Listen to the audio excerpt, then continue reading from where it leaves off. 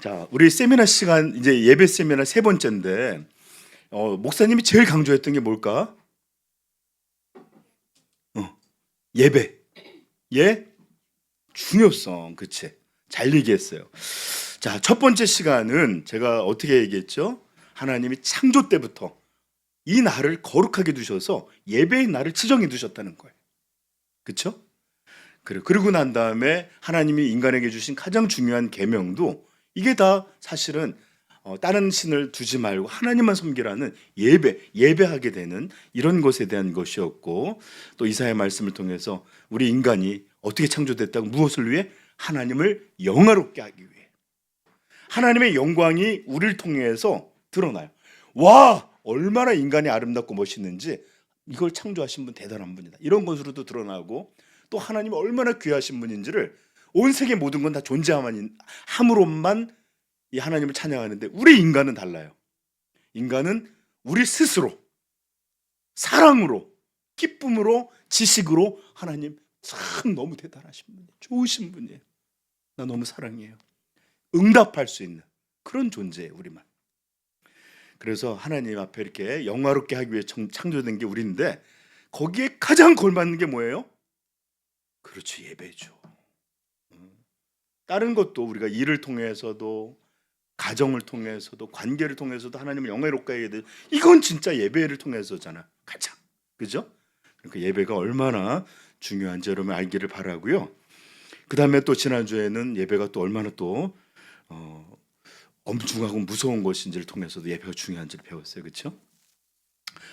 거기에 맨 처음에 가인과 아벨, 그 다음에 홈리와 비나스, 그 다음에 나답과 아비후, 이렇게 해서 6명의 사람들을 통해서 했는데, 목사님 이거 다 구약 인물인데 좀 신약은 좀 바뀐 거 아니에요? 하실 분 있죠?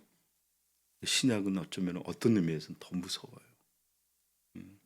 왜냐하면 우리는 다 왕같은 대제사장이고 하나님의 나라고 더 큰 복을 받았기 때문에 더 많은 복은 더 많은 것을 요구받을 수 있어요. 그죠? 그래, 어쨌든 그래서 이런 일들이 어떻게 하나님에 대한 예배를 소홀히 한 사람들이 어떤 결과를 받았는지를 보면서 우리는 이게 얼마나 무서운 죄인지를, 또 얼마나 이게 중요한 것인지를 배웠죠. 네.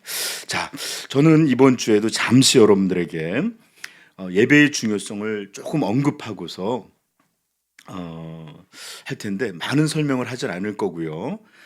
그저 설명보다는 성경 구절들을 통해서 여러분들한테 다시 한번 언급드리는 방법으로 하겠습니다. 열왕기하 17장에 보면 이스라엘이 아스루에 의해서 완전히 멸망을 당하고 거기에 이민족이 들어왔어요.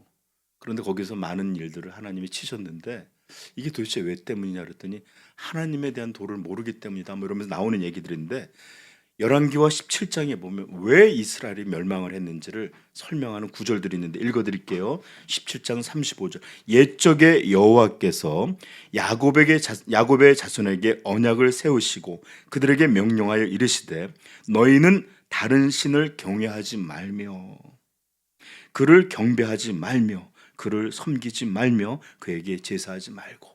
이 얘기는 뭐냐면 다 예배에 관한 용어예요. 너희는 그를 경외하지 말고 경배하지 말고 섬기지 말고 제사하지 말라. 절대 다른 신에게 예배드리지 말라. 잘못된 예배에 대해서 가르쳐 준 거예요. 여러분, 우리는 종종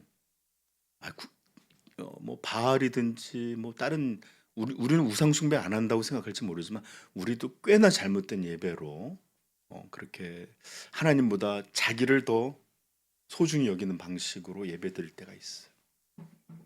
하나님의 말씀보다 내 감정, 내 생각, 내 입장, 이런 것들을 더 중요시 여기서 얘기할 때 누가 예배의 대상자예요? 나야, 나. 자, 이렇게 할 때도 있어요. 그러면서 계속 읽어드릴게요. 오직 큰 능력과 편팔로 너희를 애굽에서 인도하여 내신 여호와만 경외하며 그를 예배하며 그에게 제사를 드릴 것이며, 나 여호와가 너희를 위하여 기록한 율례와 법도와 율법과 계명을 지켜 영원히 행하고 다른 신들을 경외하지 말라. 이렇게 말했는데도 불구하고 끝끝내 말을 듣지 않았다라는 내용이에요. 핵심에 예배가 있습니다. 하나님만을 예배하라고, 온전히 예배하라고 그랬더니 하나님보다 더 자기들이 좋아하는 그런 우상들을 쫓아가서 예배드리다가 이렇게 완전히 멸망했다라는 설명입니다. 자, 그래서 왜 이스라엘이 멸망했는지를 보여주는 것도 예배와 관련이 있었고, 또 찬송은 이렇게 하나님 앞에 드리는 예배의 일부이잖아요, 그렇죠? 그것 또한 예배 자체이기도 하는데, 히브리서 13장 15절에 보면 그러므로 우리는 예수로 말미암아 항상 찬송의 제사를 하나님께 드리자, 찬송의 예배를 하나님께 드리자, 이는 그분을, 그 이름을 증언하는 입술의 열매니라. 하나님을 찬송하는 것, 예수 그리스도를 높이는 것, 이게 찬송의 제사예요. 시편 22편 3편에서도 이스라엘의 찬송 중에 계시는 주여, 하나님 어디에 계신다고요? 이스라엘이 찬양하는 중에, 이스라엘이 경배하는 중에, 이스라엘이 하나님과 예배하는 중에 그들과 함께하는 하나님이라는 거예요. 여러분, 하나님 언제나 우리와 함께 하시면 특별히 예배의 자리에서 더 함께 하십니다. 이게 성경이 들려주는 말이에요. 이렇게 하나님께서는 예배할 때 자신을 드러내 주시고, 또 이렇게 예배자들에게 자신을 내어주세요. 그래서 예배가 우리에게 생명이 되고 변화의 역사가 일어나는 겁니다. 예배 자체가 아니에요. 예배 자체에서 우리와 함께 해주시는 그 하나님, 그분이 능력이에요. 아멘. 네. 그 다음에 예배는 참된 성도의 본연의 모습이에요. 본연의 모습. 우리 시편 찾아볼까요? 5편 찾아보세요. 이건 다윗이 지은 시인데, 다윗이 거기서 뭐라고 말하는지 한번 살펴보십시다.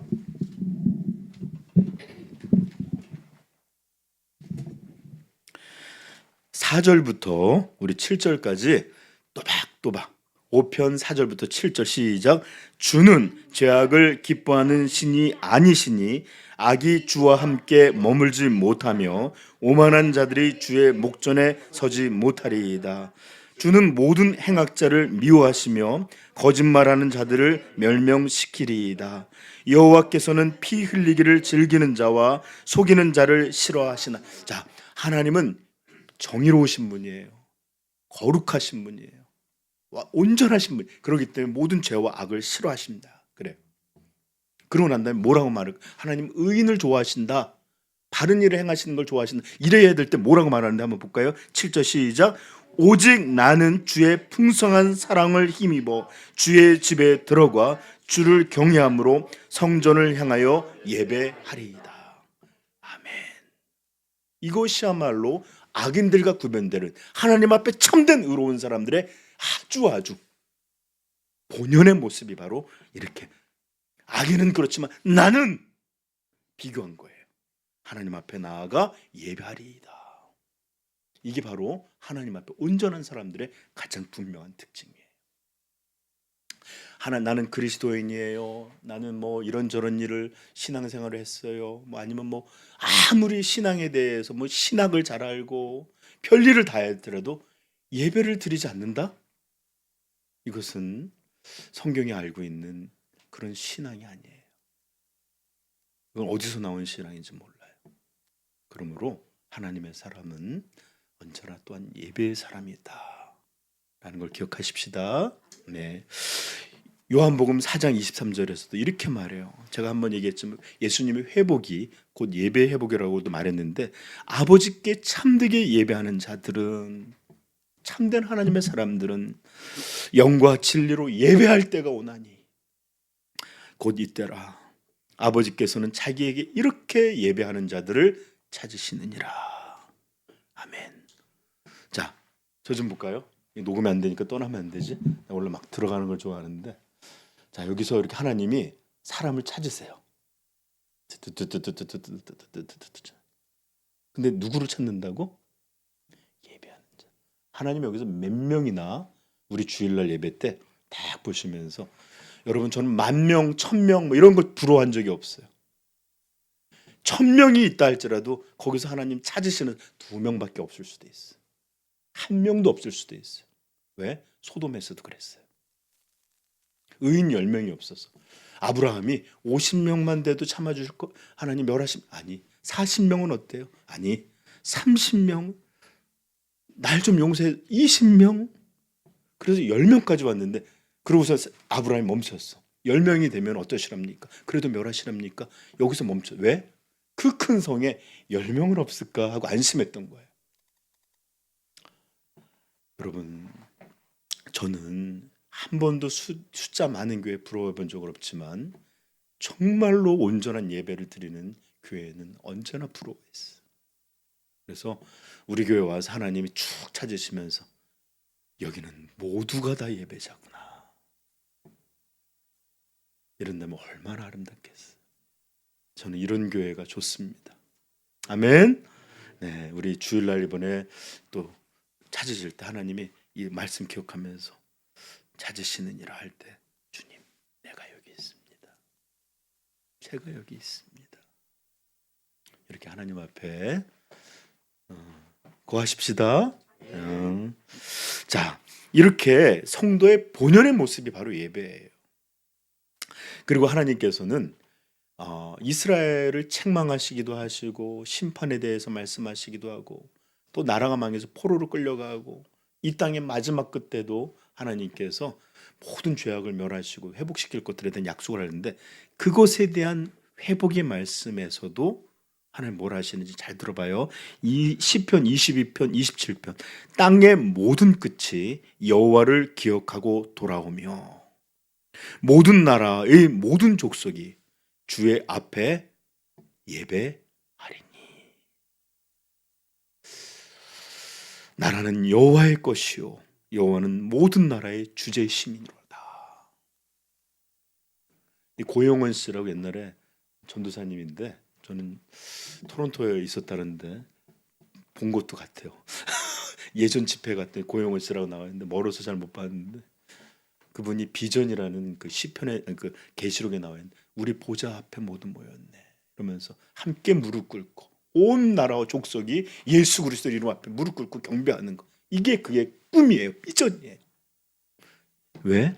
지금 이렇게 말하잖아요. 온 나라 족속이 하나님께 돌아올 것이요. 그들은 주의 앞에 예배하게 되리라. 이게 완전한 나라의 회복을 말하는 겁니다. 시편 96편 7절 만국의 족속들아 영광과 권능을 여호와께 돌릴지어다. 여호와께 돌릴지어다. 여호와의 이름에 합당한 영광을 그에게 돌릴지어다. 예물을 들고 그의 궁정에 들어갈지어다. 아름답고 거룩한 곳으로 여호와께 예배할지어다. 온 땅이여 그 앞에서 떨지어다. 만국의 모든 족속아 여호와께 영광을 돌릴지어다. 여호와께 돌릴지어다. 여호와의 이름에 합당한 영광을 돌릴지어다. 합당한 예배를 드릴지어다. 이렇게 말하고 있습니다. 이사야서 27장 13절 그날에 큰 나팔을 불리니 아수르 땅에서 멸망하는 자들과 애굽 땅에서 쫓겨난 자들이 돌아와 예루살렘 성산에서 여호와께 예배하리라. 망한 이스라엘, 다 멸망받은 이스라엘 내가 다시 불러 모을 텐데 그때 너희들이 나한테 와서 예배하게 될 것이다. 회복의 약속이 예배였어요. 아멘. 여러분 왜 우리가 열심히 전도를 해요? 왜 선교를 해요? 그들도 이렇게 우리처럼 나와 하나님께 예배드리는 교회로 공동체로 나아가자 부르는 거예요. 아멘. 네. 그냥 전하는 거 그냥 뭐 하라니까 하는 게 아니라 목표는 그들이 우리처럼 함께 나와 예수 이름 앞에 무릎 꿇고 존귀하신 하나님을 경배하고 찬양하는 이런 일들을 위해서 우리가 전도하고 선교하는 거예요. 네. 그러니 우리가 하지도 않고 있다면 어떻게? 그 사람들이 만약에 정말 하나님의 은혜로 이제 제가 예전에 예수님을 잘 안 믿었거든요. 하나님 없다 그러고. 근데 하나님이 갑자기 나를 바울과 같이 만나 주시고 꼬꾸라지게 하셔서 예수님을 믿게 됐는데 그때 제가 충격을 먹었어요. 왜냐하면 저는 이렇게 제대로 안 믿지만 그래도 기존의 교인들은 맨날 저한테 잔소리하고 뭐라 그랬으니까 정말 예배를 잘 드린 줄 알았거든요. 근데 와서 보고 충격을 먹었어요. 어쩌면 그렇게 형식적으로 아주 그냥 굳어져 있는 예배를 드리는지, 아니 어떻게 이렇게 예배를 드릴 수 있지? 그때 사실 충격을 먹었는데 우리가 복음을 전했어요. 친구들이, 이웃들이, 그리고 또 심지어 외국에 나가서 예수 막 그러면서 왔단 말이에요. 근데 우리들 예배 드리는 거 보면 충격 먹었죠. 어떻게 저들은 하나님의 아들이 자기의 살과 피를 드리고 자신을 구했다고 우리한테 전해놓고 어떻게 저 따위로 예배를 드리지? 이런다면 우리는 도대체 어떻게 얘기할까요? 너희도 10년 지나면 이렇게 돼. 이래야 돼요? 그러니까 여러분, 우리가 먼저 예배자로 서야만 우리의 증거가, 그리고 그들이 와서 봤을 때 이게 성도구나, 이게 교회구나, 이게 예배 공동체구나 알게 되겠죠? 네, 저는 소망이 있습니다. 많은 사람들이 너희 교회 몇 명이야? 그러면 몇 명이에요? 그러면 되게 우습게 여겨요. 뭐 몇 명 안 되니까. 그리고 또 우리 여기 큰 교회 다녔던 분들이 꽤 많은데 우리 보면 되게 작잖아요. 근데 저는 진지해요. 소꿉장난하는 게 아니에요.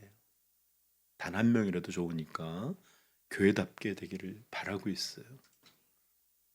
그냥 조금만 숫자가 적다고 해서 그냥 막 해도 되는, 아니에요. 저 진지해요. 예배 잘 드리고 싶어요.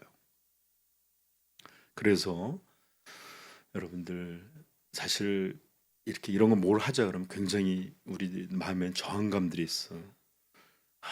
막 이런 얘기 들으면 몰랐으면 차라리 편하게 들을 텐데 들으면 부담스럽고 꼭 저렇게 해야 되나? 뭐 딴 데 보니까 안 그런 데도 많고 신학도 되게 편한 곳도 있고 좀 자유로운 것도 많던데 이럴 분들도 있을지 모르겠고, 그렇지만 여러분들, 저는 숫자 상관없이 우리 교회가 잘 예배드리길 바래요. 저 진지해요. 우리 아이들에게도 진지해요. 애들은 그냥 어떻게 돼도 돼 이런 마음 없어요. 그래서 우리 아동부 우리 중등부도 또 아이들도 오라고 그런 거니까 우리 정말 진지하게 하나님 앞에 예배드리는 교회 됩시다.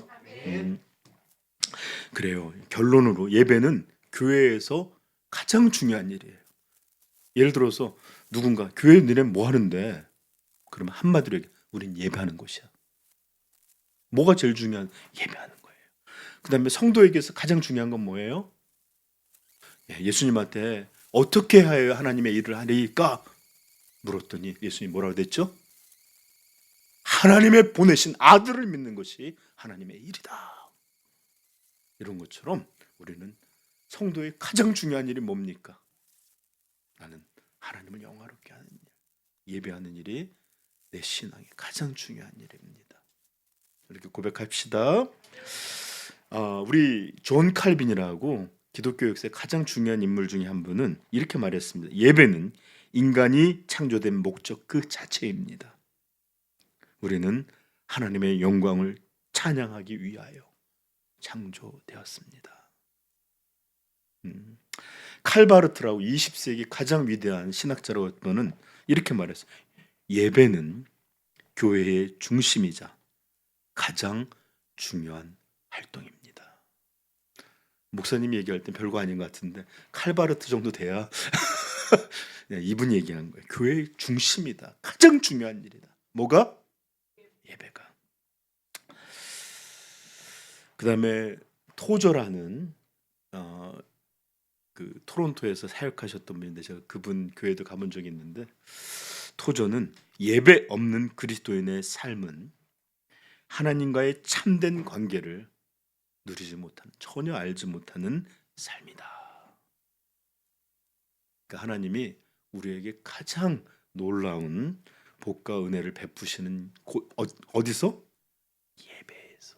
그렇기 때문에 이 예배 드리는 걸 알지 못하는 삶, 예배 없는 삶, 예배의 기쁨을 모르는 삶, 이것은 하나님이 베푸신 가장 좋은 것을 알지 못하는 삶이다. 알았죠? 그래서 만약에 누군가 여러분들에게 예배가 이렇게 중요하다는 것을, 성경적인 진리를 이렇게 해서 떠나게 하거나 또는 물러서게 하거나 또는 물타기 하거나 그런다 할지라도, 그럴 때 여러분들 아니에요. 아니에요. 우리 목사님이 아니라 성경에 하나님을 예배하는 게 사람의 가장 중요한 본분이라고 분명히 말씀해 주셨어요. 이렇게 반드시 이 진리를 확증하길 바래요. 네, 아멘. 자, 그런데 이제 중요한 질문이에요.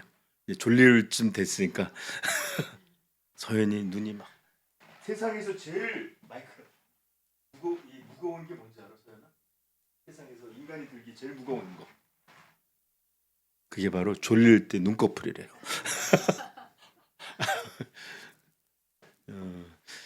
자, 예배란 왜 이렇게 중요한 것일까? 자, 이걸 알기 위해서 예배가 뭔지를 알아야 돼요. 자, 예배란 뭐 이것도 하고 저것도 하고 뭐 기타도 다 하지만 예배가 본질적으로 어떤 걸까? 무엇일까? 이거를 알면, 아, 예배가 이래서 중요한 거구나. 주소도 돼. 자, 여러분, 예배란 뭐냐? 잘 들으세요. 여러 가지로 예배를 설명할 수 있어요. 그렇지만 예배란 한마디로 정의한다면 뭐냐? 거룩한 하나님과의 만남. 이 바로 예배예요. 목사를 만나는 거 아니에요. 노래하기 위해 모인 거 아니에요. 그 다음에 우리 교제하고 또 뭐 이것저것 하려고, 이게 아니라 거룩하신, 초월자이신, 지존하신 하나님과의 만남. 이게 예배예요. 성경은 이런 모습들을 우리에게, 하나님과의 만남을 보여주는 여러 가지가 있지만 제가 두 군데만 찾았는데, 역대하에 보면 솔로몬 왕이 성전을 하나님 앞에 봉헌할 때 일어났던 일인데 제가 읽어드릴게요. 찾는 게 좀 오래 걸리니까. 5장 13절. 나팔 부는 자와 노래하는 자들이 일제히 소리를 내어 여호와를 찬양하며 감사하는데, 나팔 불고 재금 치고 모든 악기를 울리며 소리를 높여 여호와를 찬송하여 이르되 선하시도다, 그의 자비하심이 영원히 있도다 하매, 그때에 여호와의 전에 구름이 가득한지라. 여러분, 구름이라는 것은 하늘에 있을 때는 그냥 자연현상이지만 이렇게 특별하게 이런 곳에 구름이 깍 그래서 앞에 보이지 않게 될 때, 이것은 하나님이 임재하심에 대한 이 상징이고, 그럴 때 나오는 거예요. 여기 보면 그때의 여호와의 전에 구름이 가득한지라. 왜 구름을 하냐면 하나님 보면 우리가 죄인들이 죽기 때문에 아마 가리신 것 같아요. 그러고 난 다음에 제사장들이 그 구름으로 말미암아 능히 서서 섬기지 못하였으니, 어떻게 했다는, 서서 있지 못했다는 건 어떤 뜻이에요? 무릎을 꿇거나 엎드렸거나 쓰러져 있다는 거예요. 이는 여호와의 영광이 하나님의 전에 가득하였더라. 아멘. 아마 여기 지금 우리가 이렇게 있지만 여기 정말로 하나님의 임재가 우리에게 막 부어지면 우리도 여기 가만히 있지 못할 거예요. 1907년이라는 여기 교회 봤습니까? 그게 이제 어떤 거냐면 우리 대한민국에 엄청난 부흥이 있던 날이었어요. 해였어요. 평양 대부흥이라고. 집회를 준비하고 있었는데, 일주일 준비했는데 아무리 그렇게 기도를 열심히 했고 뭔가 기대함이 있었는데 아무 일도 일어나지 않았어요.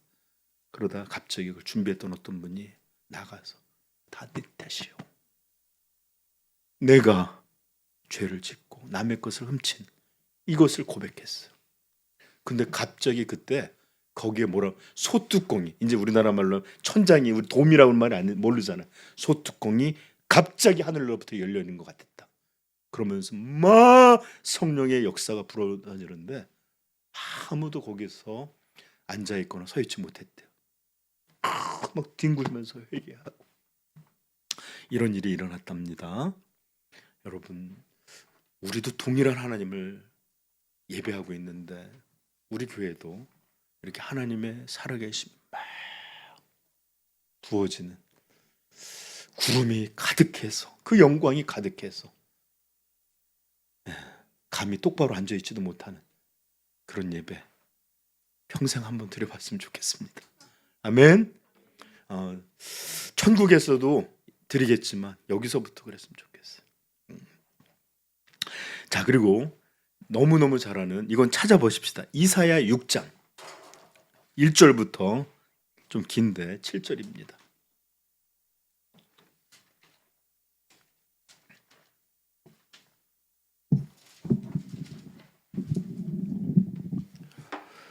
이사야 6장 1절부터 한번 같이 읽어보도록 하겠습니다. 시작. 우시야 왕이 죽던 해에 내가 본즉 주께서 높이 들린 보좌에 앉으셨는데 그의 옷자락은 성전에 가득하였고 스랍들이 모시고 섰는데 각기 6날개가 있어 그 둘로는 자기의 얼굴을 가리웠고 그 둘로는 자기의 발을 가리웠고 그 둘로는 날며 서로 불러 이르되 거룩하다 거룩하다 거룩하다 만군의 여호와여 그의 영광이 온 땅에 충만하도다 하더라.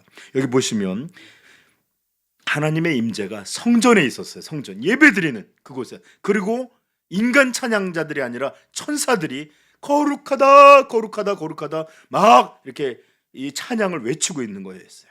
자, 4절부터 계속 읽어보시죠. 시작. 이같이 화답하는 자의 소리로 말미암아 문지방의 터가 요동하며 성전의 연기가 충만한지라. 그때 내가 말하되 화로다 나여 망하게 되었도다. 나는 입술이 부정한 사람이요 나는 입술이 부정한 백성 중에 거주하면서 만군의 여호와이신 왕을 배웠음이로다 하였더라.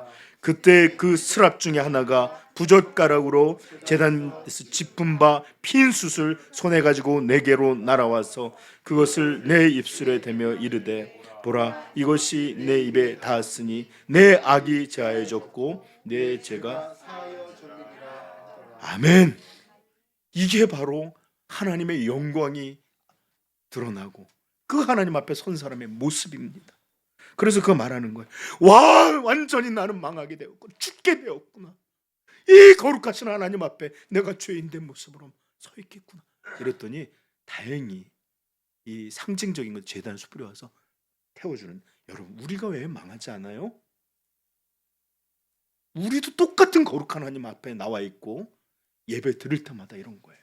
근데 우리에게는 이 엄청난 하나님의 이 거룩하심, 이것이 죄인들을 감당하지 못할 것들인데 예수의 피가, 제가 그래서 여름 성경학교 때 그 불 막 튀기는 곳에서 이 화염을 막는 옷을 입고 있으니까 안 죽었죠? 그런 것처럼 예수님의 그 우리를 용서하신 거룩한 피가 덮여 있기에 우리는 하나님 앞에 설 수 있게 되는 겁니다. 근데 이게 너무 안전하다 보니까 너무 함부로 할 때가 있어요. 하나님 앞에 하나님 기분에 따라 오늘은 뭐 모르겠네 이럴 수도 있고 마치 하나님이 없는 것처럼 이렇게 있을 때도 있고 정말로 우리가 살아계신 하나님 앞에 어떠해야 되는지 여러분들 하나님은 변하지 않으셨어요. 지금도 알겠죠? 우리는 예수님의 이 피의 보호하심을 입어서 너무 안전하게 있고 감사하고 사랑하고 자녀들처럼 보살펴 주시니까 하나님은 진정 이사야에게 그리고 솔로몬에게 이스라엘에게 나타난 그 하나님이세요. 지금은 변해하고 힘이 다 빠진 그런 하나님이 아니세요. 지금도 크고 두려우신 하나님이세요.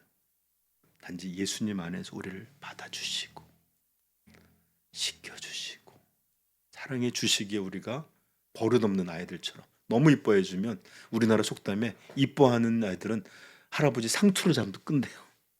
버릇없이 이렇게 팍 하니까 내버려 두니까 나중에 이렇게 하는 것처럼 그렇게 예배드리면 안 되겠죠? 네, 아멘. 역시 우리 아이들은 고마워요. 자, 바로 이렇게 하나님 앞에 설게 되는 것이고 그분을 뵙는 것이고 그분을 만나는 게 예배입니다. 아멘. 20세기 최고의 설교자였던 마틴 로이드 존스 목사님 이렇게 말했어요. 참된 예배는 하나님과의 만남입니다. 그리고 그 만남이 우리의 삶을 변화시키는 것입니다. 아멘. 그러므로 여러분들 예배가 하나님과의 만남이라는 걸 알고 또 그렇게 사모하고 그렇게 믿음 안에서 우리가 예배를 드리잖아요. 그럼 정말로 하나님이 우리에게 능력이요, 생명이요, 복이요, 기쁨이요 이런 것들을 여러분 체험하게 될 거예요. 여러분 미안하지만 여러분 엄마 아빠 여러분보다 다 먼저 죽어요. 언제까지 돌봐주지 못해. 부모님들도 마찬가지. 내가 돈 남겨주면 내가 뭐 해주면 이렇게 말할지 모르지만 아무도 우리 아이들을 끝까지 책임져 주지. 아니 내가 한 200살 살아서 내 아들 딸도 죽을 때까지 같이 죽는다 할지라도 죽음 이후는 누가 지켜줘요 누가. 그러므로 제발 엄마 아빠가 너의 진정한 보호자가 아니요 하나님이 우리를 위해서 자기의 생명을 내어주신 예수야말로 너의 진짜 보호자야. 너의 진짜 동반자야. 이분이 너를 끝까지 영원까지 지키는 너의 하나님이야. 이것을 알려줘야 돼요. 내 딸, 내 아들 이런 거 만들 생각하지 마세요. 이게 망하는 길이에요. 아셨죠? 아이들을 하나님의 아들, 딸들을 만드세요. 그렇게 해서 예배할 줄 알고 감사할 줄 알고 기뻐할 줄 알고 두려워할 줄 아는 자들로 해서 내가 이렇게 먼저 죽더라도 내 아이가 하나님 손에 있음을 감사하면서 엄마 조금만 먼저 가서 기다리고 있을게. 아빠 내가 너보다 먼저 가서 기다리고 있을게. 곧 만나. 이래야지. 엄마가 물려준 그거 꼭 간직해야 돼. 이러고 제발 이런 아이들한테 재물, 지식 뭐 이런 거 남겨줄 생각으로 그러지 마시고 제발 믿음 안에서 하나님을 이 복되신 예수님을 자녀들에게 남겨주는 여러분 진짜 좋은 부모는 언제나 나를 이뻐해주는 부모가 아니라 하나님을 소개해주고 예수 그리스도를 여러분의 구원자가 되게 해주는 분이 진짜 좋은 부모. 여러분 그래서 여러분들이 나와 있는 거잖아요. 부모님 덕분에. 한번 감사하다고 인사 좀. 엄마 아빠 감사해. 진짜로. 우리 성도님들이 우리 자녀들을 이쁘게 사랑하는 줄 믿습니다. 자기 사랑이 아니라 진정한 사랑이 필요해요. 자, 그래서 예배란 하나님과의 만남. 자, 그럼 예배는 왜 중요한가? 도대체 무슨 이유 때문에 중요한가? 다시 그 질문으로 왔는데 그것은 이 예배가 전능하시고 거룩하시고 영광스러운 이 지존자 이분을 배우는 것이고 만나는 일이기 때문에 예배가 중요한 것입니다. 아멘. 여러분 모든 만남의 성격을 결정하는 게 뭘까요? 어떤 만남은 중요한 것이고 어떤 만남은 별로 중요치 않은 것이고 어떤 만남은 안 만나는 게 좋아 이런 것으로 결정하는 가장 중요한 요인은 뭘까요? 그것은 그 만남의 대상이 누구인가? 이것이 가장 중요한 결정적인 요소입니다. 서희야 친구들하고 영화 보기 위해서 만날 때 그냥 아무리 옷이나 입고 나가면 되지. 그죠? 편한 차림으로 그냥 뭐 아무데나 편한 자리에 만나갖고 막 할 수도 있고 그렇죠? 뭐 아무 말도 할 수 있잖아요, 그렇죠? 그러나 만약에 우리 서희가 직장을 가야 된다든지 또는 너무너무 중요한 사람을 만나야 될 때는 어떻게 할까요? 옷도 단정하게 교복을 입든지 뭐든지 하고 심지어 말투까지도 한 번도 들어본 적이 없는 안녕하세요. 엄마가 종종 이렇게 집에서 하는 말투가 다른 것처럼 안녕하세요. 여러분 몸짓 말투가 다 달라지죠. 그죠? 여러분들이 좀 커서 직장에 들어가기 위해서 면접을 간다 그러면 옷부터 뭐 면접 준비를 잘 할 거예요. 그리고 한번 생각해 봐요. 우리 남자분들 이제 결혼 아내들 결혼하기 위해서 우리 장인 장모님을 처음 뵈러 만나갈 때 슬리퍼 신고 반바지 입고 나가신 분 있어요? 대식성도 혹시 그랬나요? 아무도 그러지 않네요. 적어도 내가 있는 옷 중에 가장 점잖고 그다음에 또 가장 깨끗하고 가장 좋은 곳으로 가서 인사하고 심지어 나중에 가서 이렇게 어떨지 몰라도 처음에 갈 때는 얼마나 가슴을 떨리면서 졸이면서 가서 만나요. 그죠? 나는 그런 경험이 없네. 네. 여러분 이렇게 중요한 것들은 만약에 여러분들 우리 대식 아빠가 커피 업종하는 사람들이 다 모여서 만나는데 구청장 만나야 되고 뭐 보건복지부 장관을 만난다든지 대통령을 대표로 가서 만난다. 그러면 어떻게 가서 만날까요? 응? 머리 막 이러고 아니면 뭐 이러고 가서 만날까요? 누구세요? 할 정도로 막 단정하게 최선 다하고 아마 옷을 맞춰달라고 했는지도 몰라요. 나 입을 옷이 없어.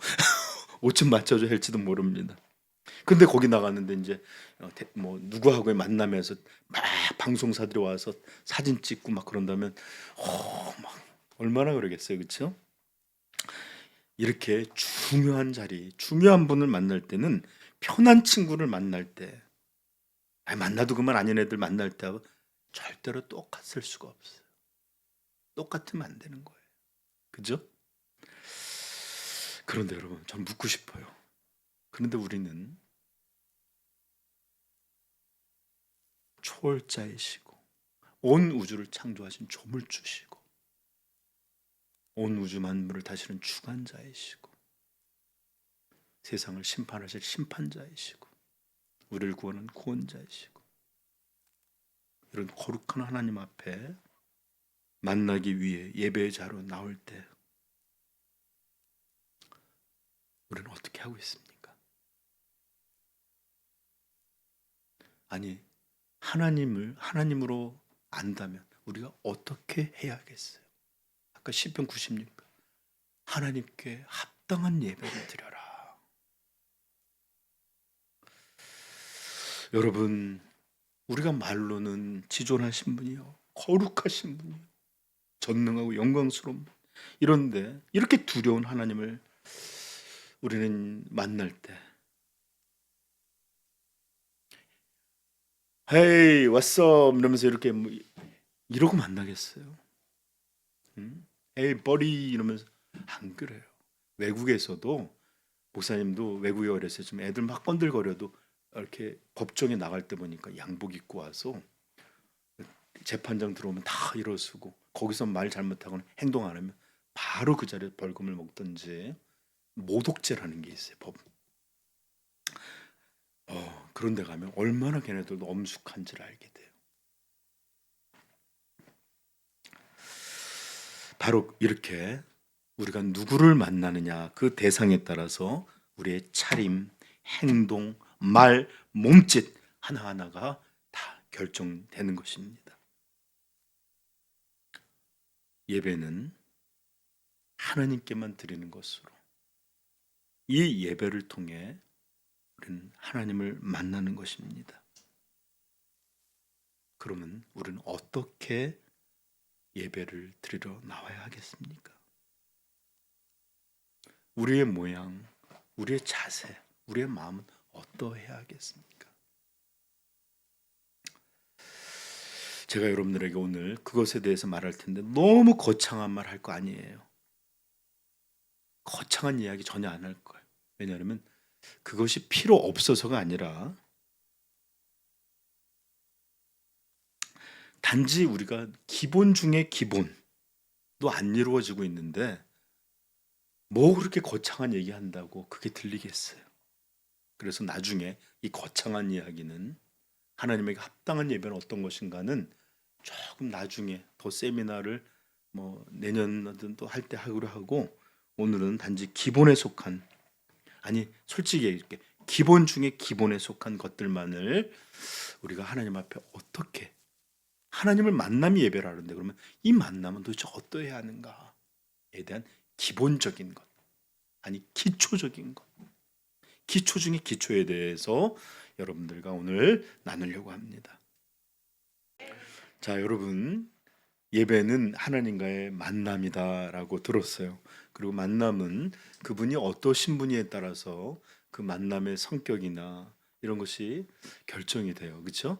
그래서 오늘은 하나님 앞에 하나님을 만나는 이 예배에 우리는 어떤 모양이어야 되는지 그런 것들에 대해서 좀 진짜 어, 네 기초 기본 중에 기본인데 여러분한테 들려드릴 텐데 여러분 크리스천 투데이라는 기독교 유명한 그 잡지에 보면 2013년 7월 18일에 예배 중 무례한 10가지 행동이라는 제목으로 기사가 뜬 적이 있어요. 이렇게 제가 읽어드릴게요. 잘 들으셔야 돼요. 교회 내 무례한 행동이 어디 한둘이겠는가. 예배 도중 셀폰이라고 영어로 할 때 벨이 울리는 것쯤은 이제 보통이다. 21세기 전형적인 라이프 스타일, 생활 방식의 하나라고 할까? 그러나 정말 하나님 보시기에 그럴 만한 것에는 어떤 것이 있을까? 이게 좀 영어를 번역해 놓은 건지 누가 한 건지 모르지만 약간 좀 내용이 애매한 게 있어요. 교계 논평가가 페이스북을 통해 꼽아보았다. 이제 설명을 최근 바로 강단 앞에서 셋째 줄에 앉아 있는 여교우가 그 자리에서 폰을 꺼내 오랜 시간 통화를 하는 모습은 충격 자체였다. 나는 그런 본 적이 있는데 좀 권사님이신 것 같은데 예배 중에 전화가 왔으면 나가야 되잖아요. 근데 아니야 그건 뭐를 얘기를 다 하시더라고요. 그래서 진짜 그런 얘기예요. 페이스북 독자들은 예배 중 바삭거리는 페퍼민트 포장 뜯어먹기 뭐 이렇게 바삭바삭하는 소리는 또는 큰 잡음 음악 같은 소리가 들리는 거 아무래도 이런 걸 끼고 예배를 드리는 사람도 있나 봐요. 구두를 벗어놓은 발냄새 신발을 벗고 있어갖고 자기는 모르지만 앞에서 이렇게 나는 냄새들 버릇없는 어린아이들 커피 마시기 설교자의 문장 나머지를 끝내버리기 뭐냐면 얘기하고 있는 중에 나가거나 들어와서 끝내는 것을 말하는 거예요. 이런 것 등을 무례의 행위에 보기로 들었다. 그 밖에도 기도해 준다고 바닥에 앉혀놓기 남에게 방해될 정도로 아멘 자주 하기 옛날에 그런 분이 있어요. 아멘 소리 깜짝 놀라는 분이 헌금 접시에서 이게 헌금을 미국은 이렇게 헌금 접시에 돌리는데 거기다가 이렇게 페이퍼를 넣고서 돈을 거슬러 가는 거야. 동전 거스름 돈 챙기기, 예배 도중 내내 음료수 마시기 등등도 뽑혔다. 그러나 논평가 자신은 우는 아기, 소란 피우는 어린이들, 부부간 애정 표현, 화장실 출입 등에는 하나님이 무례라고 이렇게 크게 보시지 않을 것 같지만, 그러니까 크게 보시지 않을 수도 있다는 뜻이에요. 무례는 맞지만 설교에 집중하지 않는 것은 하나님이 분명 좋아하지 않을 것이라고 평했다. 뭐 이런 것들이 그러니까 크게 문제가 되는 혼란이 있어도 하나님 보시기에 정말 큰 무례라까지 말할 수 없지만 설교에 집중하지 않는 것 이것은 분명하게 하나님 보시기에 좋지 않은 것이다 이런 얘기예요. 또 논평가는 텔레비전 시청과 동시에 웹서핑하기 이건 좀 다른 얘기네요. 운전하면서 문자하기, 친구랑 대화하면서 폰 통화하기, 구글링 하면서 길을 걷다 다른 구글링 하는 자 부딪히기 이런 것들이 21세기의 일반적인 현상이다라고 말하면서 그러다 보니 너무 집중하다가 전혀 집중이 안 되는 역설적인 현상도 발생했다. 패스트푸드, 단음료수, 영화 영화 감상, 뭐 스마트폰과 24시간 뉴스 등이 우리의 뇌를 번거롭게 해서 진짜 중요한 것에 집중할 수 없게 만든다는 것. 우리는 다들 미디어 좀비가 돼가는 건 아닐까? 우리는 삼가 듣는 경청의 습관을 되찾지 않으면 소중한 제자도의 기술, 아트라고 표현했는데 기술을 잃을 수 있다. 교회에 오면 다른 모든 부질없는 것들과 함께 폰을 끄고 턴 오프하고 동시에 하나님께 대한 집중 장치를 턴 온 켜야 한다. 그래서 하나님이 설교자를 통해 말씀하시려는 것과 경배, 찬양, 기도와 성경의 잔잔하고 세미한 소리에 귀 기울여야 한다. 하나님 앞에 무례히하지 말자. 교회에 그냥 다니기만 하지 말자. 말씀에 귀 기울여 듣자. 잡담, 문자, 졸기, 통화 등은 하지 말자. 생명의 말씀에 이 모든 것이 달려 있다. 그러면서 10가지를 뽑아놨어요. 이제 쭉 써놓고 난 다음에 첫 번째, 예배 도중 사사로운 대화 나누는 것. 무례한 행동 10가지의 첫 번째. 두 번째, 예배 때 문자 보내기, 웹서핑, 심지어 비디오 게임을 하는 경우도 있답니다. 셋째, 설교 도중 잠자기와 코골기. 잠자다가 코를 고는 경우도 있대. 그다음에 손톱 깎기. 사례가 매우 많대요. 손톱을 깎는 거. 저는 진짜 본 적도 있지만 한 방송실 직원은 주기적으로 그러고 있었는데 그 소리가 스피커를 통해 확대되어서 교우들이 계속 들을 수 있었다. 셀폰 받고 응답하기, 핸드폰 받고 응답하기.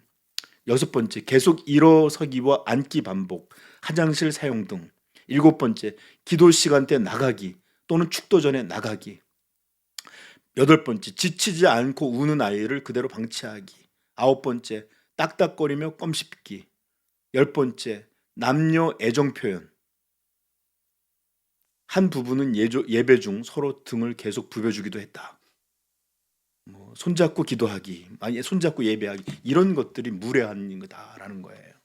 왜냐하면 여러분, 아무리 좋고 그래도 아이들한테도 그렇지만 예배는 하나님에게 철저히 집중할 수 있도록 아이 때부터 가르치는 게 필요해요, 그렇죠? 네, 그래서 이런 것들이 예배 중에 무례라고 했는데, 제가 그 이번에 좀 재밌는 걸 찾았는데, 클래식 음악을 듣는 공연 예절을 갖다가 제가 여러 사이트를 뒤져봤어요. 왜냐하면 제가 예전에 캐나다 달러 120불에서 150불 하는, 그게 뭐냐면 끝에 거의 앉았는데도 10만 원이 넘는 공연 티켓을 통해서 메시아 전국 거의 3시간 가까이 되는 건데, 공연은 2시간 얼마인데 거기 인터미디어라고 그래서 잠깐 휴식 시간이 있어요. 거기 갔는데 깜짝 놀랐어요. 복장 세미 클래식으로 하고 와라 최소. 그다음에 들어가기 10분 전에 문 닫힌다. 뭐 아이들 13살인가 몇 살 이하 들어갈 수 없다. 그다음에 움직일 수 없다. 그다음에 무슨 경고 먹으면 퇴장이고, 뭐 이런 식의 엄청난 조항들이 쭉 있는 거. 예배보다 더 엄격한데. 그래서 제가 이 클래식 음악을 들을 때 공연 예절이라고 하는 것들을 제가 몇 군데 사이트를 찾아봤어요.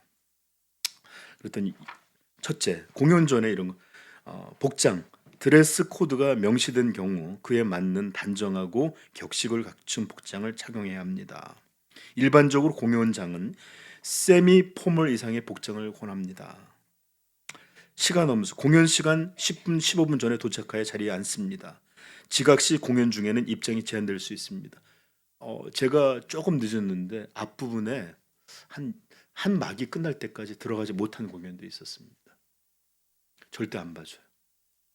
조용히 들어가겠다 해도 문을 안 열어줘. 휴대폰 관리, 휴대폰은 반드시 끄거나 진동으로 전환합니다. 소리와 화면 빛이 다른 관객의 빛이 방해되지 않도록 합니다. 프로그램 숙지, 프로그램을 숙지하여서 공연 시간들을 확인합니다. 공연 중 지켜야 할 예절, 정숙. 공연 중에는 절대로 조용히 해야 합니다. 기침이나 소음을 줄이기 위해 목을 미리 정돈하고, 비상시에는 휴대용 기침 방지 스카프를 사용할 수도 있습니다. 마스크나 스카프. 이것도 중요해요. 박수 타이밍. 곡과 곡 사이에 전체 작품이 끝날 때 박수를 칩니다. 왜냐하면 종종 이게 쳐야 될 때 안 쳐야 될 때가 있는데 감동받아서 막 칠 때가 있는데, 그러면 지휘자가 딱 멈춰요. 그래서 음악을 장려할 때가 있거든요. 음식과 음료, 공연장 내에는 절대로 음식과 음료 섭취가 금지됩니다. 움직임 최소화, 공연 중 자리에서 일어나거나 이동하지 않습니다. 화장실은 공연 시작 전이나 휴식 시간에 이용합니다. 나가면 못 들어와요. 연주자와 관객 간의 예의, 연주자에 대한 존중, 연주를 방해하는 행동, 소리 내기, 기침, 사진 촬영 이런 것들을 하지 않습니다. 사진 및 영상 촬영 금지. 대부분 클래식 공연장은 촬영을 금지합니다. 셔터 소리나 이런 것들이 방해가 되기 때문입니다. 다른 관객 배려, 주변 사람의 관객을 방람하지 않도록 큰 동작이나 좌석 이동, 과도한 향수, 발 뻗기 이런 것들을 금하는 내용들이 쭉 써 있어요. 그다음에 휴식 시간, 이제 우리처럼 이렇게 쉬었던 거 있죠. 휴식 시간, 인터미디어 시간은 10분에서 15분으로 자리에 복귀합니다. 돌아올 때 소음을 최소화하게 하여 빠르게 앉습니다. 공연 후, 공연이 끝난 후 연주자에게 박수로 감사의 마음을 청합니다. 앙코르 요청은 박수로만 표현하며 과도한 소리는 삼갑니다. 퇴장 질서, 공연이 완전히 끝난 후 차분하게 퇴장합니다. 기타, 어린이 동반 시 아동 입장이 가능한지, 몇 세 이하인지, 아이가 소란을 피우지 않는지 등에 대해서 확인을 합니다. 기침, 감기 등이 있다면 마스크 등을 준비합니다. 클래식 공연이나 모든 공연은 연주자와 함께 만들어가는 것이기 때문에 예절과 어긋나는 시에 퇴장 조치를 당할 수 있다라는 것도 공연장에 꼭 걸려져 있는 그런 것이에요. 저는 깜짝 놀랐습니다. 거기 갔더니 얼마나 사람들이 점잖고 엄격하고 그런지 교회보다 더 무섭더라고요. 자, 여러분 생각해 보세요. 그냥 사람들이 연주하는 걸 듣는데도 공공 예절상 연주에 방해가 되지 않는다든지 연주자가 집중하는데 또는 다른 사람이 듣는데 문제가 되면 퇴장 조치까지 시킬 정도로 엄격하게 시간이든 복장이든 움직이지 않 거기서 예를 들어서 누가 공연할 때 움직이고 나가고 의자 소리 이거 정말 큰 일로 여겨요.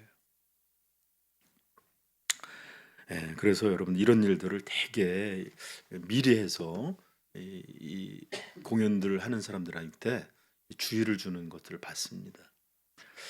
자, 여러분 그냥 뭐 자기가 돈 들이고 가서 음악을 듣는 것도 이런데 하나님께 나와 드리는 공예배는 어떠한 예절을 가져야 할까요?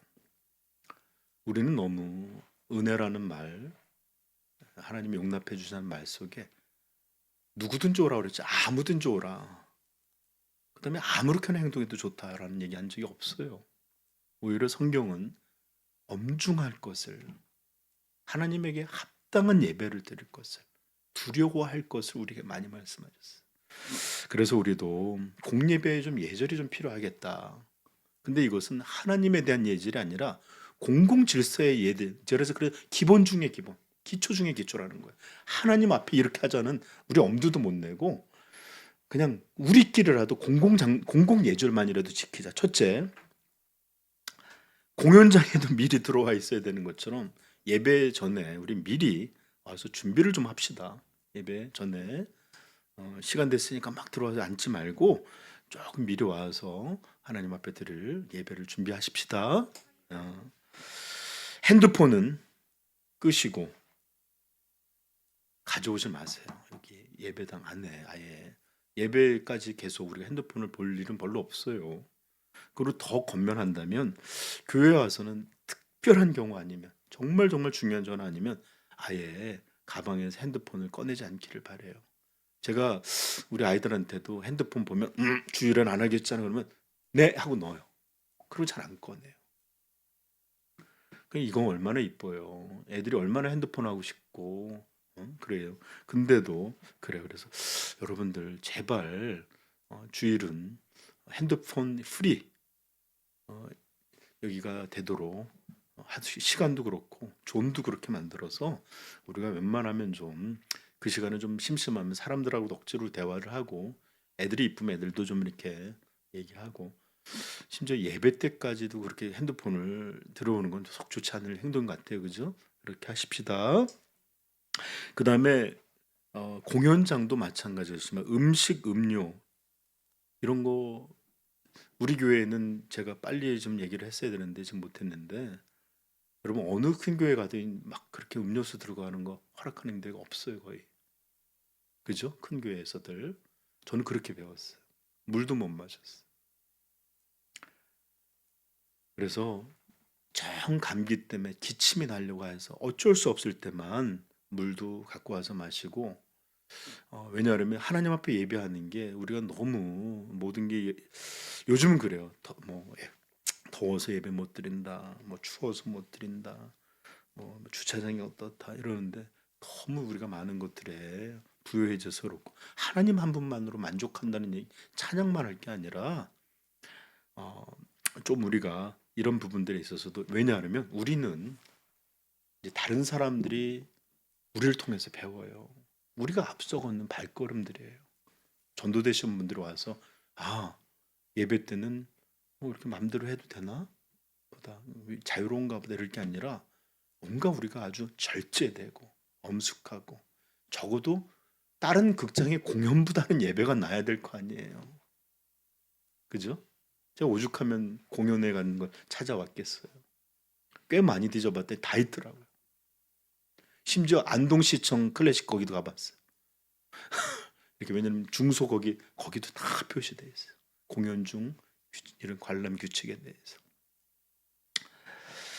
그리고 가능한 한 이렇게 움직임 이런 출입은 자제해 주시고 어쩔 수 없는 경우도 있죠. 아이들 이렇게 케어하고 또 애들 울고 오고 그러면은 그렇지만 최소한으로 움직이시고 화장실은 미리미리 좀 다녀오시고 만약에 어, 저부터도 화장실을 자주 가는 사람을 잘 알아요. 그 고통을. 근데 이제 예배 전에는 좀 물만 튀기시고 좀 자제해 주시면 좋을 것 같고 또 움직일 때조차도 소리를 이렇게 우리는 여기를 그냥 같이 쓰는 데를 마음대로 다니는 거 아니에요. 그렇죠? 저 예배 때 너무너무 조심해요. 걸을 때. 그리고 다닐 때 여기다 신발 벗으면 맨발로 다녀요. 왜냐하면 이런 거 하나하나 여러분들에게 이렇게 신경을 쓰이게 하면 안 되잖아요. 근데 마음대로 이렇게 쭉 이러고 다니면 이런 거 하나 자체도 그리고 남들이 봐서도 굉장히 우리가 조심하는 행동을 통해서 아 이들이 정말 자기들의 말처럼 하나님 앞에 나오고 하나님 앞에 만나는 일들을 하려고 하는 건가 보다. 오히려 외식하는 모습이 나요. 너무너무 그렇다고 제가 여러분들한테 맨날 양복 입고 와라, 넥타이 매라, 아이들 드레스 입혀라 전혀 그러지 않아요. 깨끗하고 단정하게 그러나 마음을 준비해서 아이들도 좀 잘 이렇게 씻고 교회 올 때는 항상 이렇게 준비한 마음들로 오도록 이 정도만 하면 좋을 것 같아요. 어, 그리고 신발이든지 그다음에 어떤 우리가 앉는 자세든지 이런 거 하나도 어, 우리가 똑바로 아이들에게도 서희 봐봐요. 등 딱 띄고 꼿꼿이 앉았잖아요. 저는 전도사 생활하고 진짜 우리 그 여기 증인들이 있지만 한 번도 등을 대본 적이 없어요. 예배 때. 아침 새벽부터 저녁 늦게까지 있으면 그게 얼마나 힘든지 알아요? 이 뭐 자기 자랑하려고 그런 게 아니라 그래야 되는 줄 알았어요. 예배 드린다는 걸. 여러분 등 띄라는 얘기 아니에요. 그러나 너무 이렇게 편한 자세로 있는 거는 누가 봐도 하나님 앞에 예배 드리는 목사님 마음이 중요한 거잖아요. 그래 마음이 중요해요. 그래서 하는 얘기예요. 마음은 항상 우리의 모든 것을 통해 드러나요. 이것은 여러분들 제가 좀 있으면 이야기했지만 누구를 지금 뭐 얘기하고 이거 잘못했다 저는 이렇게 지적하려고 그런 거 아니에요.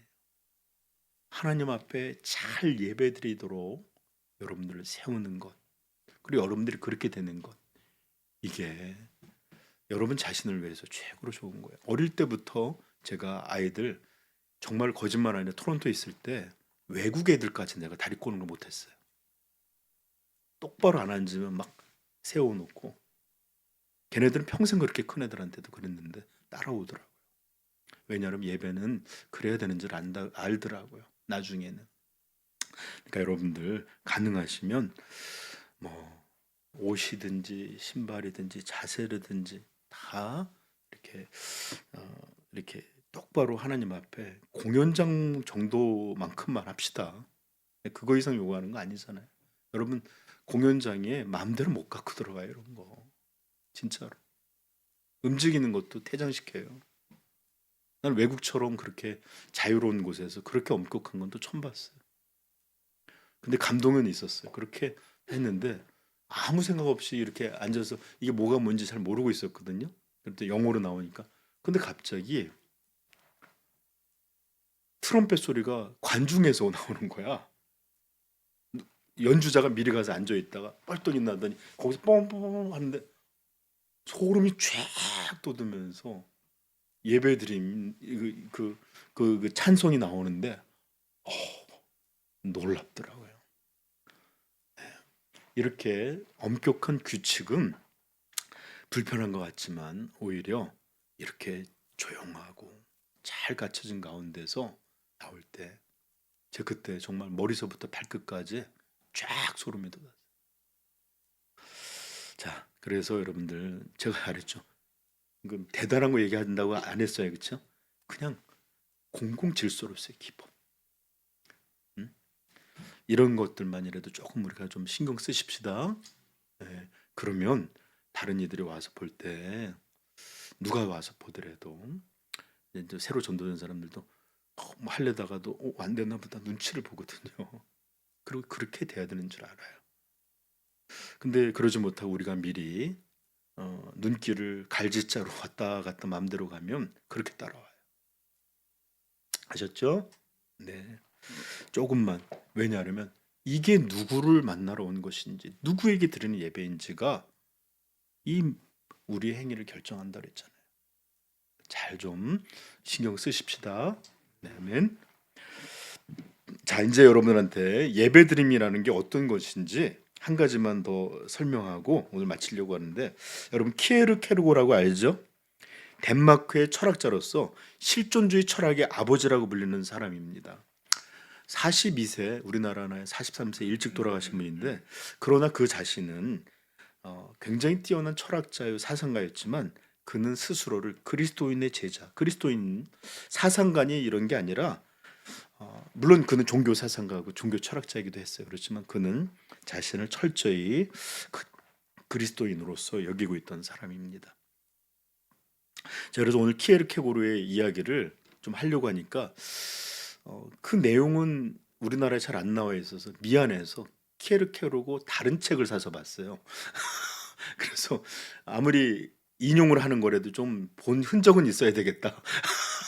그래서 봤는데 키에르케고르는 예배에 대해서 제가 여러 번 잠깐도 했지만 언급한 적이 있는데, 키에르케고르는 예배를 연극이라는 것에 비유를 했어요. 연극. 그래서 사실 오늘 아이들 나와서 좀 시켜보려고 했는데 시간이 안 될 것 같아. 보통 전통적인 예배는 연극이라고 가정할 때 배우가 누구예요? 목회자예요. 여기서 찬양도 확 하기도 하고 뭐 이렇게 하라 저렇게 나도 하고, 이렇게 목회자가 여기서 이렇게 앞에 무대에 서서 하고 있고, 관중은 누구예요? 여러분이에요. 앉아서 이렇게 보고 아멘도 하고 인상 쓰고 좋아도 하고 뭐 이러잖아요, 그렇죠? 그다음에 그럼 하나님은 어디 있어요? 하나님은 전체 이 모든 영국의 감독으로서 뭐 이렇게 사람들 마음에도 목회자에게도 역사하신 이런 분으로 이해했던 게 전통적인 예배관이거든요. 그런데 키에르케고르는 참된 예배는 오히려 이런 게 아니라는 거예요. 그러면서 말하기를 배우는 목사가 아니고 목회자가 아니고 여러분들 예배 참석한 청중들이고 여러분들이 전부 여기 올라와 있는 거예요. 이해하시겠어요? 우리 그 합창 공연 같은 거 할 때 어떻게 하죠? 지휘자는 이렇게 해요? 아니면 이렇게 해요? 저는 이렇게 여러분들 향해 보고 있는 게 다 무대 위로 여러분들이 올라가는 거예요. 배우가 여러분들이에요. 그리고 목회자는 배우를 이끄는 감독 또는 지휘하는 그런 존재이고,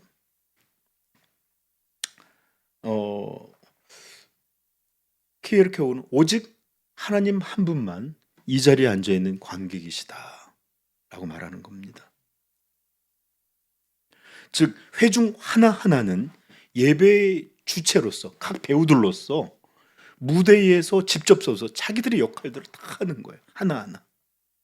이게 여러분들의 역할이에요. 무대에 서는 것. 하나님은 유일한 관객으로서 그 공연, 그 예배, 이거를 여기서 받으시는 분이에요. 목회자는 회중이 하나님께 온전히 예배할 수 있도록 돕고 권면하고 이끌고 하면서, 우리 모두가 여러분 예배 때 내가 항상 그러죠. 여기다가 좀 비디오를 좀 설치했으면 좋겠다 이렇게. 그게 아니라 나는 여기서 이렇게 하고 여러분들은 전부 위에서 배우로서 무대에서 있는 것, 이게 참된 예배다. 이렇게 보는 그렇게 가르쳤어요. 근데 여러분 이런 이해가 왜 중요하냐 생각해 보면, 모든 하나님께 드리는 예배는, 잘 들으세요, 우리가 이렇게 관객석에 앉아서 구경하게 게 아니라 예배는 하나님께 드리는 것이다라고 성경에서 말하고 있기 때문에 그런 거예요. 예배는 단순히 예배자의 인도자와 설교자의 설교를 들으러서 여러분들이 앉아 있는 이런 게 아니라 한 사람 한 사람이 배우로서 하나님 바라보시는 하나님께 모두 드려지는, 마치 배우의 역할을 하는 이런 일처럼 드리는 행위가 바로 예배라는 겁니다. 하나님만이 유일한 관객으로 우리의 예배를 받으신다라는 이런 분명한 의식, 이런 것들을 통해 하나님께 예배 드린다는 것, 하나님께 영광을 돌린다는 것, 이런 것이 무엇인지 우리를 배우게 되는 것입니다. 잘 바꾸셔야. 그래서 내가 아이들한테 하나님, 목사, 회중 이렇게 하는 다음에 너는 어떻게 돼 있어? 이렇게 물어보려고 그랬었어요. 시간을. 원래는 그림도 그려보고. 그런데 이거 하다 보면 좀 시간이 더 오래 걸릴 것 같아서. 자, 근데 여러분 만약에 우리 모두가 직접 공연을 하는 배우들이라면, 그런 여러분들이 전부 무대에 올라가는 진짜 배우들이라면 여러분 어떻게 할까요? 저 좀 보세요. 배우가 빠진 연극이 가능해요? 배우가 없는 예배 가능해요? 연극? 아니에요. 그러므로 예배에 빠질 수 없고, 아니면 늦게 와서 공연을 시작했는데 앉는다든지 아니면 딴 적을 담는다든지 이런 연극이 가능해요? 또 추워 이번엔? 예배가 정말 공연과 같은, 이렇게 배우들이 무대에서 연기를 하는 것처럼 이렇게 한다면 배우들 한 사람 한 사람이 마음대로 행할 수 있을까요? 절대로 그럴 수 없죠. 집중하고 또 자기 일들 어떻게 하나 하고. 그러므로 우리는 전부 하나님 앞에 서 있는 사람으로서 단독자로 하나님 앞에 홀로 찬양하고 기도하고 최선을 다해 말씀을 듣고 하나님 앞 헌신을 다짐하고, 이렇게 하나님이 관객으로 계신 이 예배라는 연극에서 우리는 전부 나와서 한 사람 한 사람 주연 배우로 있는 게 예배다. 그러므로 많은 사람들이 예배에 대해서 잘못 생각하고 자신을 관객으로서 이렇게 멀리 떨어진 데서 이렇게 구경하고 앉아 있다 보니까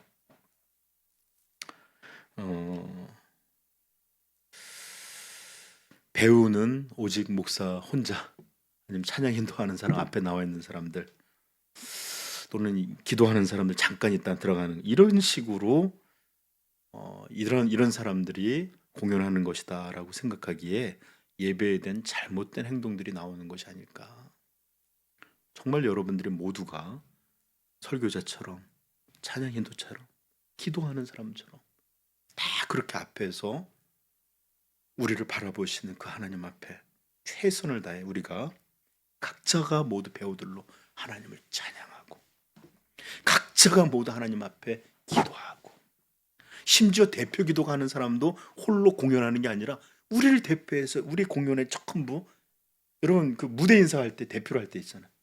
배우들이 다 뒤에 서 있고 이런 것처럼 같이 기도하고 또 말씀을 전하는 이 말씀에 우리 모두가 배우들이라면 어떻게 할까요? 여기 나와서 예배를 보여주는 여러분들 배우예요. 그리고 난 설교자야. 그럼 여러분들 다 이런 포즈로 있는 거야. 저 좀 보세요. 우리가 공연을 하는 거랬다면 이런 식으로 약간 오버액션하면서 듣고 있다는 거. 모두가 이렇게 예배 전체가 하나님 앞에 우리가 배우로서 드려지는 것이기에 우리 모두는 끝까지 긴장하고 끝까지 주의하고 끝까지 최선을 다하는 것. 이게 바로 키에르케고르가 예배란 연극과 같다라고 하는 것을 통해서 우리에게 들려주려는 것입니다. 그러므로 다시 예배는 보는 게 아니에요. 하나님께 공연을 하는 것처럼 드리는 거예요. 아멘. 그래서 여러분들이 우리 한번 그렇게 한번 시험해 볼까? 여러분 전부 나가서 있고 난 여기 있고 여기다 하나님 이렇게 그림 하나 해놓고 네. 알았죠? 예배가 어떻게 드려야 되는 건지 이해 못하신 분 내가 다시 다 설명할 수 있는데 네. 자 이제 말씀을 마무리할게요. 이제 여러분들 이 시간 이제 끝나면 예배 세미나를 마치려고 하는데 예배에 대해서 여러분 가르침이 이것이 어떻게 끝일 수가 있겠어요, 그렇죠? 저는 예배에 대해서 가르치라면 정말로 약간 과정에서 1년 내내 가르칠 수 있어요. 해야 될 게 너무 많아요. 우리는 지금 공예배만 했지만 삶으로서의 예배, 우리 인생을 하나님께 드리는 예배 이런 것들도 건드리지도 못했잖아요, 그렇죠? 여러분 예배는 정말로 여러 가지를 우리가 반드시 잘 알아야 하며 또 그런 지식이 성장하는 가운데 더욱 온전하게 하나님 앞에 드려져야 합니다. 왜일까요? 바로 이것이 하나님 앞에 드려지는 예배이기 때문에 그렇습니다. 그러므로 마땅한 우리의 행동, 우리의 예배는 어때야 될지 우리는 잘 알아야 돼요. 여러분들 어떤 이들에게는 이런 거 들으면 불편해 그냥 점점 뭐가 이렇게 제한이 많고 이제 이러지만 어떻게 보면 이걸 모른다고 그래서 여러분들 무죄하게 되는 건 아니에요. 그러므로 알고서 그 진리에 따르는 것이 가장 귀한 거다라는 것을 좀 알기를 바랍니다. 저는 이 세미나를 끝내기 전에 예배 세미나를 통해서 여러분에게 좀 알리고자 하는 마음이 있는데 이 예배 세미나를 준비하면서 공적으로는 여러분들을 이렇게 말씀으로 여러분들을 섬기고 싶었어요.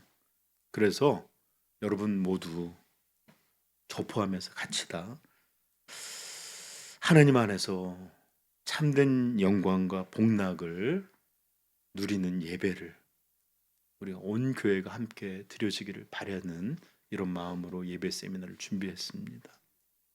왜냐 예배는 하나님이 우리에게 베풀어 주신 가장 큰 복락이기 때문에 그래요. 그래서 우리가 함께 이 복락을 누리고 싶어서 여러분들에게 전했고 개인적으로는 저의 무거운 의무를 이행하고자 하는 그런 동기도 있었습니다. 에스겔서 3장 17절에 보면 17절부터 좀 긴 얘기인데 좀 읽어드릴게요. 인자야 내가 너를 이스라엘 족속의 파수꾼으로 세웠으니 너는 내 입의 말을 듣고 나를 대신하여 그들을 깨우치라. 가령 내가 악인에게 말하기를 너는 꼭 죽으리라 할 때에 내가 깨우치지 아니하거나 말로 악인에게 알려서 그의 악한 길을 떠나 생명을 구원하게 하지 아니하면 그 악인은 그의 죄악 중에서 죽으려니와 내가 그의 핏값을 너의 손으로 찾을 것이고 내가 악인을 깨우치되 그가 그의 악한 마음과 악한 행위에서 돌이키지 아니하면 그는 그의 죄악 중에서 죽으려니와 너는 내 생명을 보존하리라. 또 의인이 그의 공의에서 돌이켜 악을 행할 때에는 이미 행한 그의 공의는 기억할 바 아니라 내가 그 앞에 거치는 것을 두면 그가 죽을지니 이는 내가 그를 깨우치지 아니하였음이니라. 그는 그의 죄 중에서 죽으려니와 그의 핏값은 내가 너의 손에서 찾으리라. 그러나 내가 그 의인을 깨우쳐 범죄하지 아니하게 함으로 그가 범죄하지 아니하면 정령 살리니 이는 깨우침을 받음이요 너도 내 영혼을 보존하리라. 만약에 제가 여러분들한테 예배가 얼마나 중요하고 얼마나 두렵고 또 어떻게 드리면 안 되고 어떻게 드려야 되는지를 말하지 않으면, 그래서 여러분들 우리가 예배를 한쁘게 드리게 되면 우리 모두는 이런 것들의 허물들을 아마 다 인생에서 받을 거예요. 각자가. 그러나 하나님은 여러분들의 책임을 나한테서도 찾았겠대요.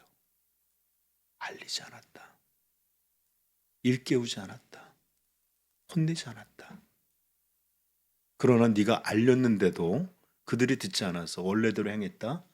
그러면 그들은 그들의 잘못으로 죽겠지만 너는 무죄하리라 라는 말이에요. 그래서 저의 개인적인 이런 의무는 사실 사람들한테 환영받는 의무는 아니에요. 사람들이 좋아하지도 않아요. 그러나 저는 예배를 어떻게 드려야 된다고 말해주는 게 제가 여러분들을 섬기는 사랑하는 길이라 믿고 조금 불편한 이야기도 꽤 많이 했어요. 개인적인 차원이 아니라 여러분들을 세우고 싶은 마음, 하나님을 대신해서 내가 너를 이스라엘의 족속의 파수꾼으로 세웠으니 나를 대신하여 그들을 깨우치라 하는 것처럼 여러분들 우리가 하나님 앞에 마땅한 예배는 어떠해야 되는지를 전한 것입니다. 그리고 여러분뿐만 아니라 저도 위험함이 있어요. 사도 바울도 말했습니다. 내가 복음을 전한 후 다른 이들은 복음을 듣고 하나님 앞에 들어와 생명을 얻는데 나는 이 복음에서 멀어지고 떨어질까 두려워한다. 마찬가지예요. 저도 인도자라고 해서 위험이 없는 것 아니에요. 여러분한테 기껏 권하고 나는 예배를 제대로 드리지 않는다. 이러면 나 또한 똑같은 거예요. 그러니까 우리 모두가, 저는 여러분한테 전하고 또 세움으로써 예배를 드리는 위치에 있고, 여러분은 전부 무대에 저와 함께 쓴 사람들로서 하나님 앞에 최선을 다한 예배의 공연이라고 해야 될까요? 이런 것을 드림으로 우리 하나님이 우리 삼위영광교회를 보시면서 기뻐하시고 또 참으로 우리 삼위영광교회를 우리 하나하나를 다 이렇게 받아주셨으면 좋겠습니다. 하나님께서 우리를 긍휼히 여겨주시면 우리가 예배가 회복될 것이고 또 우리는 참된 예배로 하나님 앞에 영광 돌리게 될 것입니다. 이런 것들을 꿈꾸면서 한 걸음 한 걸음 더 나은 예배, 갱신되는 예배로 우리 하나님 앞에 나아가도록 우리 같이 기도하고 애쓰십시다. 자, 이제 예배 세미나를 마쳤습니다. 우리 잠깐 기도하면서 하나님, 저의 예배가, 우리 삼위영광교회 예배가 하나님 앞에 온전한 예배가 되게 해달라고 우리 같이 기도하십시다. 기도하겠습니다.